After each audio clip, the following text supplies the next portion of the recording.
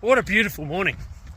So it's been a week since Hyson when I did the ankle injury, and I've spent this week just, the old rice method: rest, ice, compression, elevation, taking it easy as much as I can. Obviously I still work and have kids and things, but just try to let it, just feel a bit better and rest it a bit. And now, today, recovery starts. So first thing this morning, up I got, started to do some recovery exercises. I've got a nice little guided plan from the physio about how to rehab it and recover it.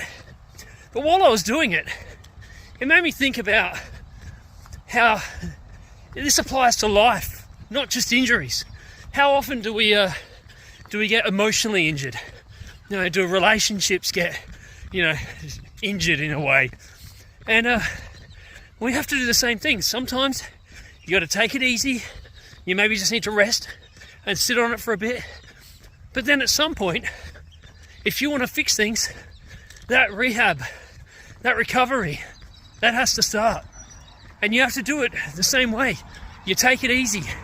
You don't go into it too hard. Slowly start the recovery process, small amounts, and then you build up.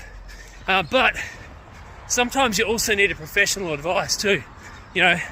Getting some advice from a physio, so I know which parts of my body I need to work on and where the weaknesses are. That helps massively. So today, what recovery do you need to do?